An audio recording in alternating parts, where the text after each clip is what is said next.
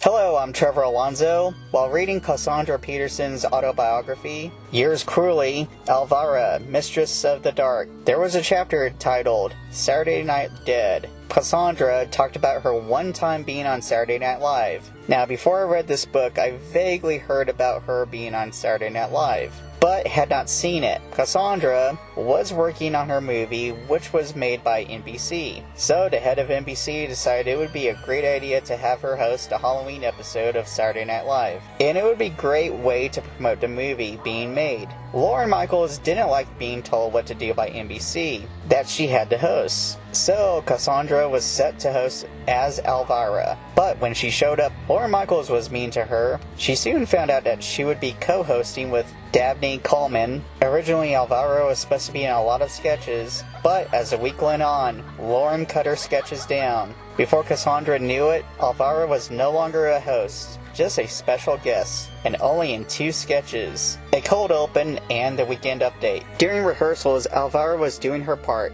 Lauren asked, "What are you doing talking like a valley girl?" Elvira replied, "That's how she talks. That's the way Elvira always talks." Lauren said, "Not here she doesn't." Cassandra talked to her husband and manager. They all agreed this was bad, and to do what Lauren wants for the practice, then do her normal voice for the live show, since NBC was still making her movie. During Elvira's weekend update part, she was to talk about Halloween and do jokes. Lauren wanted the Star Spangled Banner to play during this. Elvira wanted spooky music. She talked to the guy doing the music. He agreed to change it to some Halloween-type organ music. Elvira knew doing the changes risked not being back on the show. Cassandra said she was right. Lauren got mad. The show went on. Some friends of hers on the show apologized for what happened. So after reading this, I went to see the episode. So I went on to Peacock, because Peacock supposedly has all the Saturday Night Live episodes. I found the episode, but it was heavily edited. They cut the cold open out. It starts with the intro music. I had never seen SNL start like this before. Elvira was mentioned in the opening credits, and you see her in the final goodnight credits. That was it. Elvira was edited out. During the weekend update part, you can see what appears to be her arm in shadow next to Dennis Miller. I thought this was it at first. Then I mentioned this to a SNL fanatic, Travis Kemp. He showed me a link on archive.org, which had the episode from a re-airing. I like to give Travis the credit for finding this episode. This version had the original cold open, and a sketch that was cut from the Peacock version, probably for using copyright music, called Don't Go Into the Basement. But again, the weekend update part was cut out. I thought, well, this may have been cut out when it aired. So I thought to myself, this is lost footage. That was until I started working on this video. I searched online one last time to see if any pictures or frames existed. Well, it turns out a YouTuber by the channel name Vincent Dawn posted this sketch online a month ago. Talk about great timing. So for all you Elvira fans and SNL fans, here's the lost sketches. I hope you enjoy. Who are the world's most frightening celebrities? Those who entertain us and yet give us the creeps at the same time. Talented performers whose terrifying features leave us quivering with fear and desperately groping for the remote control. We'll meet some of them tonight here on Lifestyles of the Rich, Famous and Scary. Trick or treat! I'm Robin Leach, I'm yelling and I don't know why!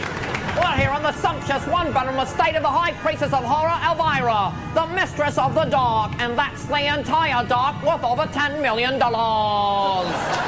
that, Agnon Khashoggi! Hello, Robin. I see you've lost a few pounds while you're a regular anorexic stream date.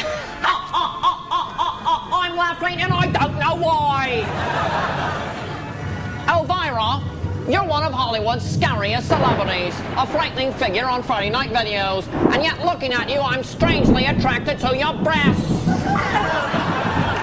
Well, nothing strange about that, stranger. And no wonder. They're insured by Lloyd's of London for up to $2 million, and it doesn't take a computer buckos to figure out that's a cool million per hoodoo. How do they look to you now, Robin? Larger. They look even larger now. Care for anything, Mr. Leach? Wow. Well, Well, bust my bald spot, it's Keith Richards, former Rolling Stone turned pathetic manservant.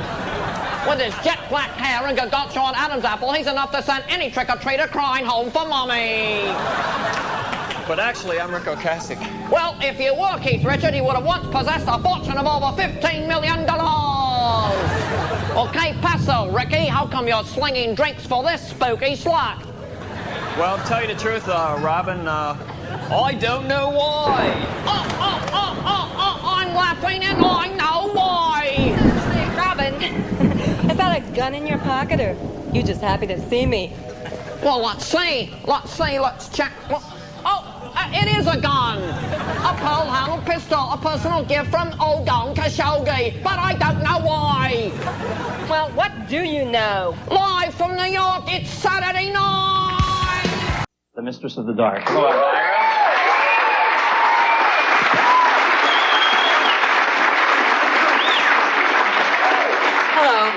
Tonight is the night when kids go trick-or-treating, their parents dress up in silly costumes, and jack-o'-lanterns grin from porches everywhere.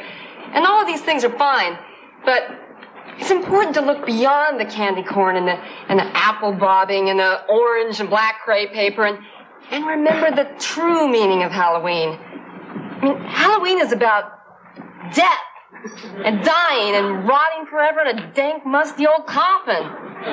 It's about panic and despair and screaming, always screaming.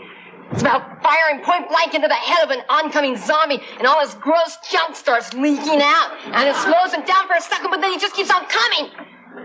It's about tapping your best friend on the shoulder and then turning him around and, oh my God, what have they done to him?